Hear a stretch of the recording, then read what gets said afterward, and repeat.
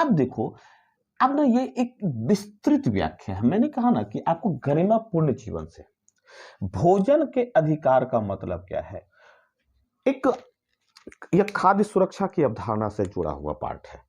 खाद्य सुरक्षा की अवधारणा से विश्व बैंक ने, वर्ल्ड बैंक ने, यूएनओ ने एक व्याख्या दी, एक डिफिनेशन दिया। फाओ ने, फाओ यानी खाद्य सुरक्षा, जो खाद्य अंतर्राष्ट्रीय खाद्य सुरक्षा निगम जो है, फाओ ने, जिसका मुख्यालय रोम में है, तो उन्होंने एक अवधारणा दी कि भोजन से, खाद्य सुरक्षा से तात्पर्य उस परिस्थिति है कि व्यक्ति किसी भी परिस्थिति में, ध्यान रखिएगा, व्यक्ति किसी भी परिस्थिति में किसी भी समय न्यूनतम कीमत पर, यानी कि जो उसके पास पैसा है, जो जो देने के लायक है, न्यूनतम कीमत पर उसको भोजन उपलब्ध हो।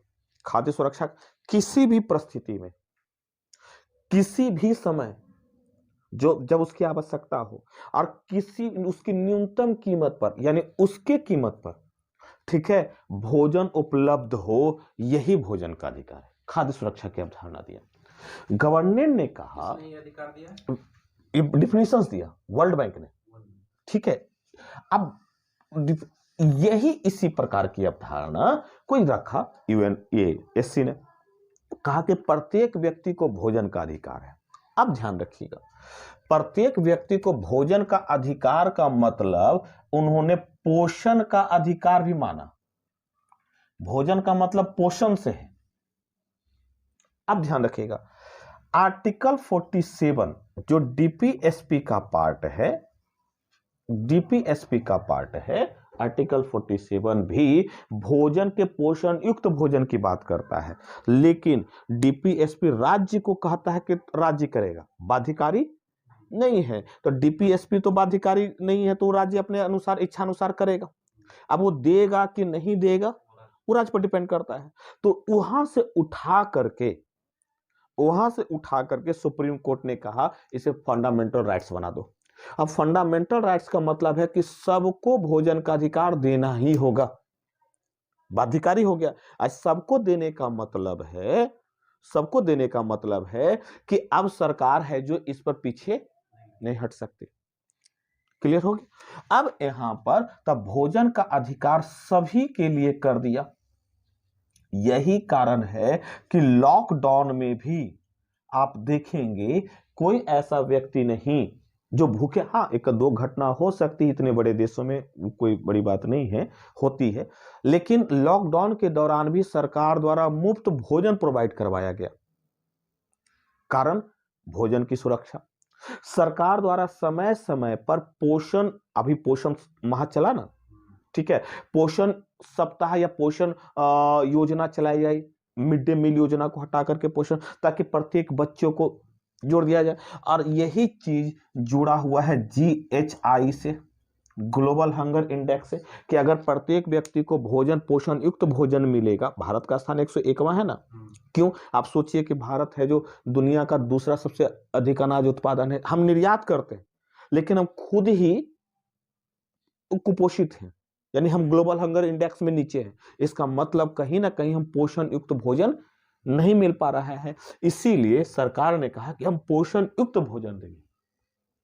आश्चर्य होगा सुनकर के कि भारत इन 70 वर्षों में, स्वतंत्रता के बाद इन 70 वर्षों में कभी पोषण नीति नहीं आई। पहली पोषण नीति जो आई 2017 में आई है, समग्र पोषण नीति।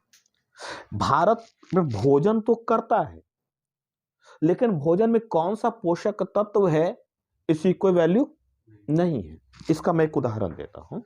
ये पोषण का अधिकार जो दिया है, ये तो सभी बच्चों को दिया गया, सभी बच्चों को है, लेकिन जो भोजन का अधिकार है वो सभी लोगों को, सभी, देखो सभी लोग और सभी नागरिकों, सबको, व्यक्ति चाहे वो निचल, चाहे वो बाहरी हो, चाहे आंतरिक हो, यानी नागरिक हो, सबको मिला हुआ है भोजन का अधिकार। मतलब जीने का। अगर भोजन ही नहीं मिलेगा तो जिएगा कैसे? पोषण युक्त उसको भोजन नहीं ना मिल रहा है, तब मिलना है, अब मिल रहा है। इसका मैं उदाहरण दे रहा हूं। जब पीडीएस सिस्टम आया, देखो पीडीएस सिस्टम लगभग 50 के दशक में आया, 50-60 के दशक में आया। तो जब पीडीएस सिस्टम आया उस समय भारत 50 1947 में जब आजाद हुआ तो भारत के साथ सबसे बड़ी समस्या थी कि हम सभी लोगों तक भोजन कैसे उपलब्ध करवाएं, सबसे बड़ी समस्या थी। तो अब भोजन जब उपलब्ध कराने की बात आई तो सरकार ने एक योजना चलाया जिसको कहा गया सार्वजनिक वितरण प्रणाली, ठीक है, पीडीएस सिस्टम आया। लेकिन सरकार के पास पहले तो कहा कि पहले इसको जिंदा रखो, हमारे पास तो सबसे पहली बात है कि भोजन ही नहीं है, तो मैं पोषण कहां से दूंगा। तो इन्होंने कहा कि भोजन लाने के लिए हमको दूसरे देशों पर निर्भर था, हम अमेरिका पर निर्भर थे, लगभग समझा जानते होंगे, ठीक है। तो पीडीएस सिस्टम, अब पीडीएस सिस्टम के तहत सबको पहले भोजन उपलब्ध कराया कि पहले जिंदा रखो। फिर आया 1966-67 में जो आया वो हरित क्रांति आया। अब हरित क्रांति ने खाद्यान्न उत्पादन में भूमिका निभाई। खाद्यान्न उत्पादन क्या हुआ, बढ़ गया। जब खाद्यान्न उत्पादन बढ़ गया तो अब भारत को निर्यात आयात नहीं करना पड़ रहा है। अब भारत क्या करेगा, अब भारत है जो अपने लोगों को अब खाद्यान्न से मुक्त हो गया। एक समस्या तो हो गया कि सबको भोजन मिलेगा ही मिलेगा, और तब तक पीडीएस सिस्टम सब लोगों तक जा रहा है। यहां पर सिर्फ जीना है, सिर्फ भोजन है। अब ध्यान रखो यह कौन सा दौर है, 66-67 में, क्लियर। इसी के बाद सरकार ने कहा कि नहीं, अब भोजन के साथ साथ उस समय कई क्रांतियां, तो उस समय श्वेत क्रांति इसके बाद आया, इसके बाद आया दलहन क्रांति, तिलहन को बढ़ावा देना, नहीं तो धीरे धीरे कई तो कहा कि नहीं हम ना अनाज के साथ साथ हम ना दाल भी देंगे। तो दाल, पहले दाल मिलता था ताकि ना प्रोटीन मिले, दाल मिलता था, नमक मिलता था ताकि आयोडीन युक्त नमक मिलेगा तो बच्चा जो है तंदुरुस्त होगा, बच्चा जो पैदा होगा जो, तो वो बच्चा वो ये क्या बोलते हैं उसको मेंटली रूप से डिस्टर्ब नहीं होगा, क्लियर। तो सब कुछ मिलने लगा तो लोगों को पीडीएस सिस्टम के, क्योंकि वो लोगों के पास इनकम कम था, लोग के पास पीडीएस सिस्टम के द्वारा सब कुछ भोजन मिलने लगा, भोजन के साथ दाल मिलने लगा, दाल के साथ नमक और भी चीजें मिलने लगी, चीनी वगैरह मिलने लगा। तो वो जो हुआ तो वहां पर क्या गया कि भोजन अब प्लस पोषण। जब उदारीकरण आया तो लोगों के पास धीरे धीरे इनकम आ गई, तो सरकार को लगा कि इसको ना बाजार पर छोड़ दिया सरकार, क्या बाजार से खरीदेगा, हम सिर्फ खाद्यान्न देंगे, भोजन ये हम दाल अब नहीं देंगे। तो दाल अब देखो बहुत कम किसी किसी राज्य में मिलता है, किसी किसी राज्य में, जैसे बिहार में नहीं मिलता है ना, लेकिन अन्य राज्यों में कई जैसे एमपी वगैरह में ना दिया जाता है। तो वहां पर ना कहा कि भाई पोषण युक्त, तो इसको बाजार पर छोड़ दिया। अब सरकार को लगा कि व्यक्ति खुद खरीद सकता है, तो एक निर्धारित कर दिया कि भाई प्रत्येक व्यक्ति जो है कम से कम 5 किलो अनाज एक व्यक्ति महीना में लेगा। अब बढ़ा करके 7 किलो कर दिया है, तो एक व्यक्ति 7 किलो अनाज लेगा। अब देखो सरकार खुद ही अपनी जाल में फंसती है।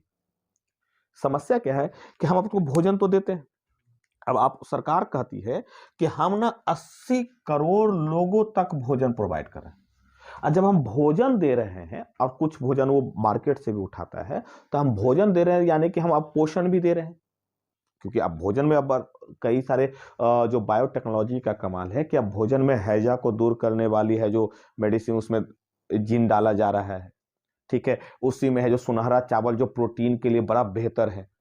तो जैसे हाइब्रिड का विकास हुआ, बायोटेक्नोलॉजी का विकास हुआ, तो बायोटेक्नोलॉजी ने कहा कि बाहर से मत लो, हम ना क्या करते हैं कि बीज में ही जीन डाल देते हैं जो प्रोटीन प्रॉपर रूप से देगा। जब प्रोटीन्स देगा तो आपको बाहर से लेने की आवश्यकता नहीं पड़ेगी, तो आपको प्रॉपर प्रोटीन्स मिलता जाएगा।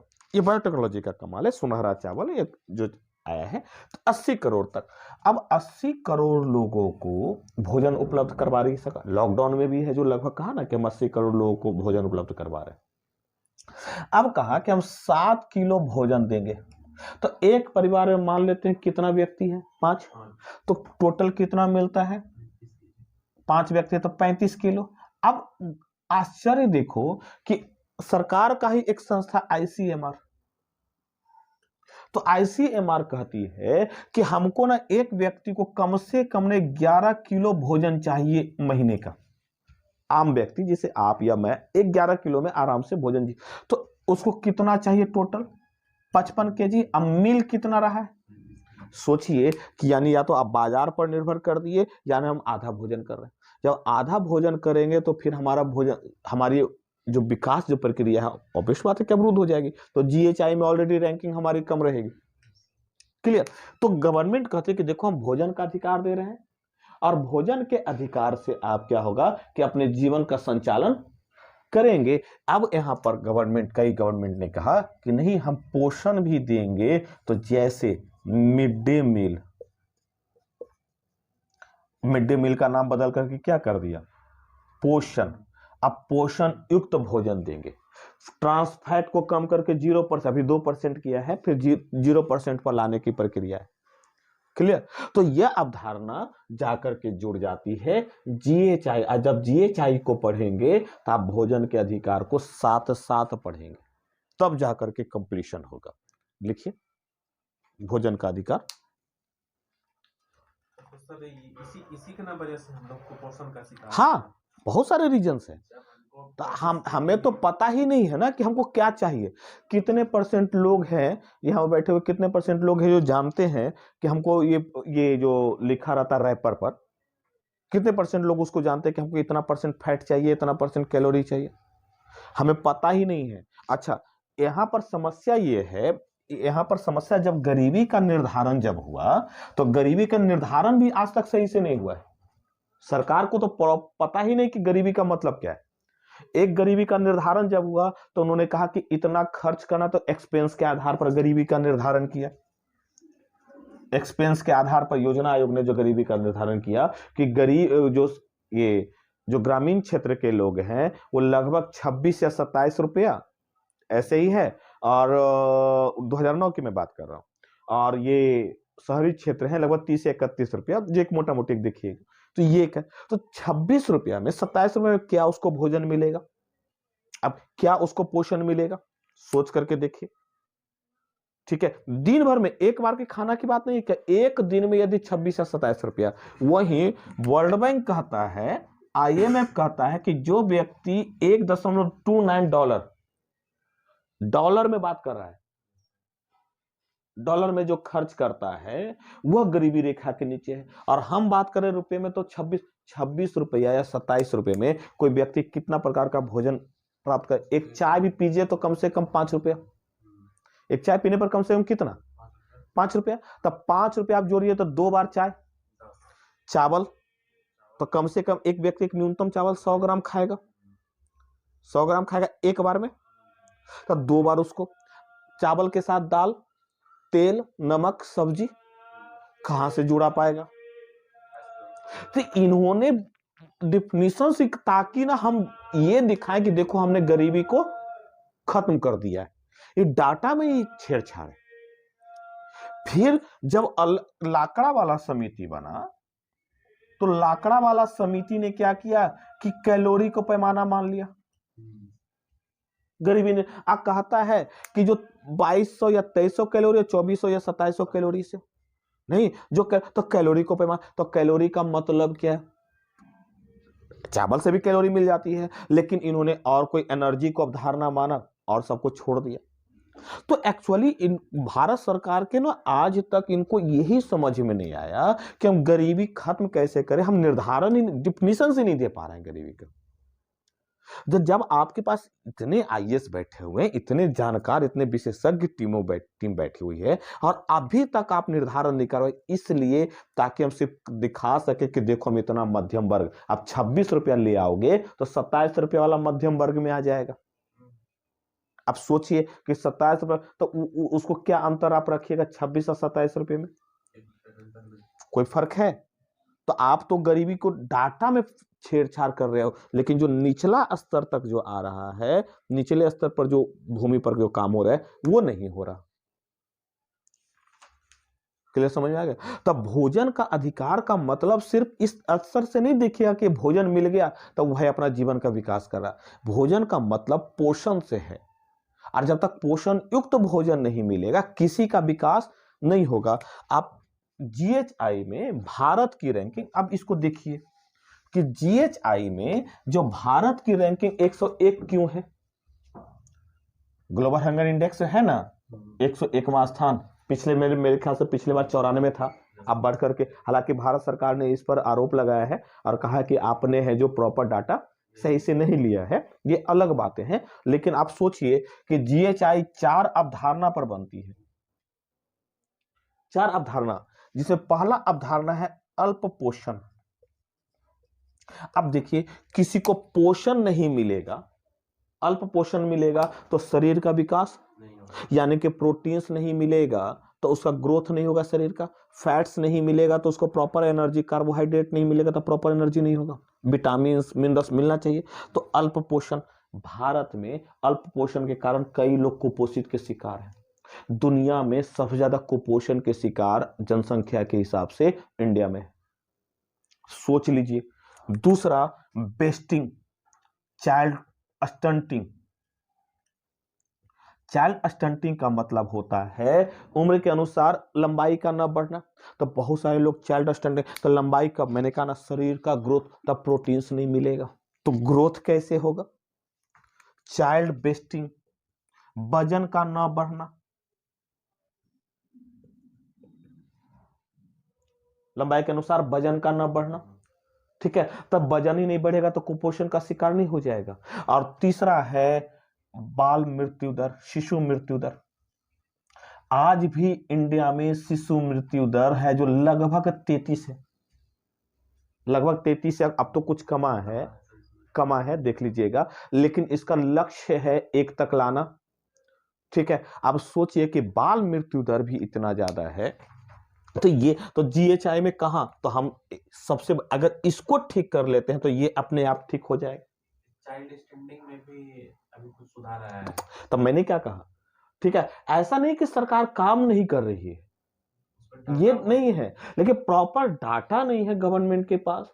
सेकेंडरी थिंग्स, गवर्नमेंट के पास डाटा नहीं है। सेकेंडरी थिंग्स, गवर्नमेंट है जो एक तरीके से है जो लोगों को जानकारी नहीं है, जागरूकता नहीं है कि हम क्या खा रहे हैं, क्या पी रहे हैं, बस उसको जो मिल रहा है वो अपना ले रहा है, ठीक है। तो यही कारण है कि यह जो विकास की जो प्रक्रिया है या जीएचआई में भारत की स्थिति दयनीय है। हालांकि ऐसा नहीं है कि भारत, आप देखिए कि लॉकडाउन में एक भी व्यक्ति भूखे नहीं रहा।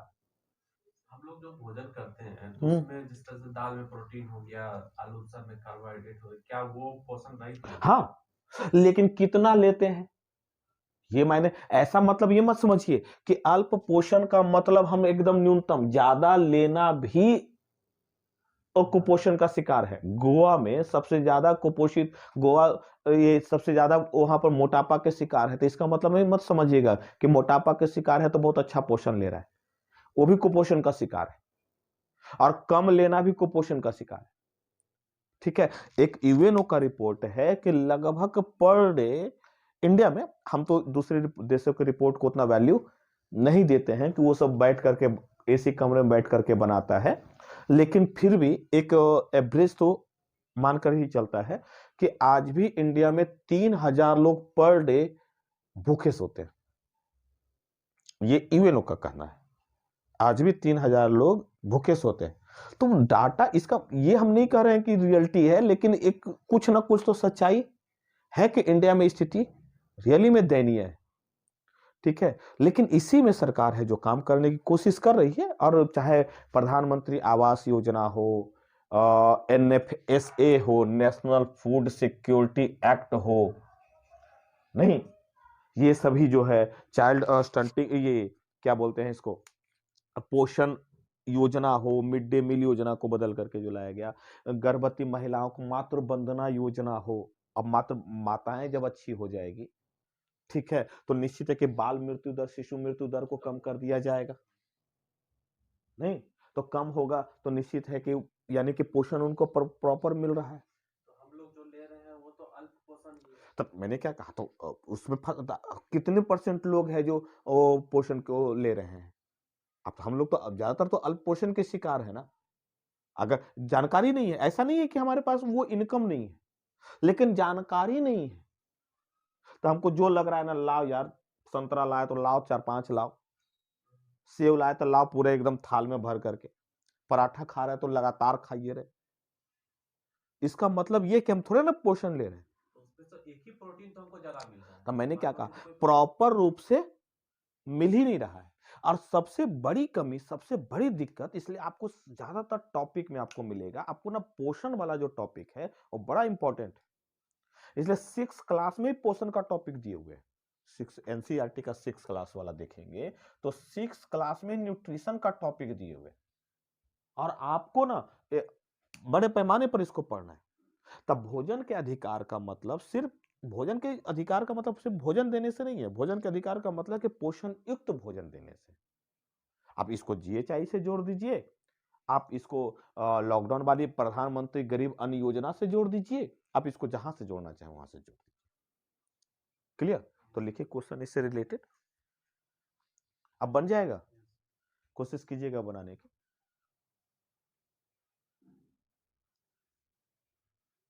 भोजन के अधिकार से तात्पर्य, हाँ खुद पहले बनाने की कोशिश कीजिएगा। भोजन के अधिकार से तात्पर्य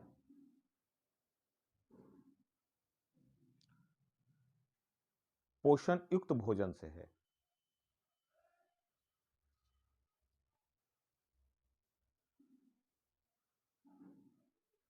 परंतु भारत में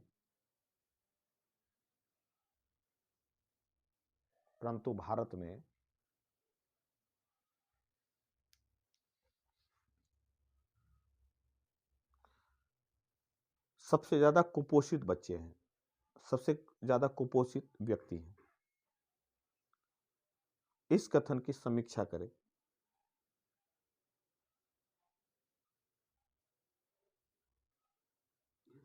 कथन की समीक्षा करें।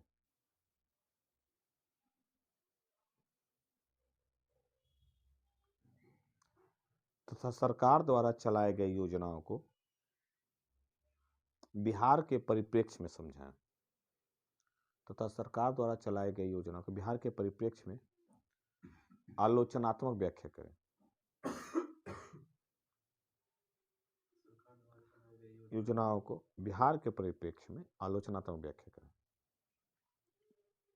क्लियर? तब भोजन का अधिकार अब क्लियर हो गया। ठीक है। सेकंड, हाल फिलहाल जारी जीएचआई सूचकांक में, हाल फिलहाल जारी जीएचआई सूचकांक में भारत का स्थान, हाल फिलहाल जारी जीएचआई सूचकांक में भारत का स्थान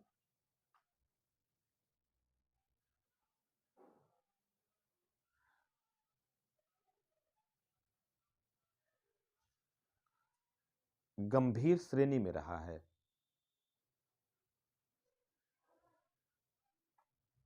इसके कारणों की समीक्षा करते हुए, इसके कारणों की समीक्षा करते हुए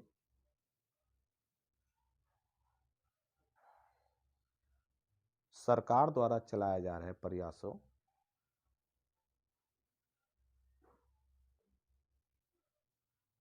सरकार द्वारा चलाए जा रहे प्रयासों की आलोचनात्मक व्याख्या करें।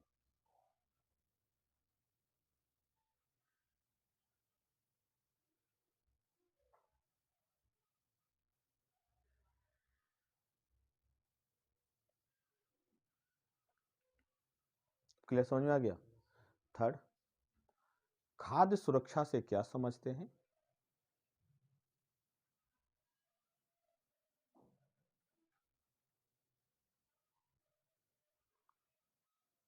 सरकार द्वारा इसे बढ़ाने के लिए क्या उपाय किए गए हैं?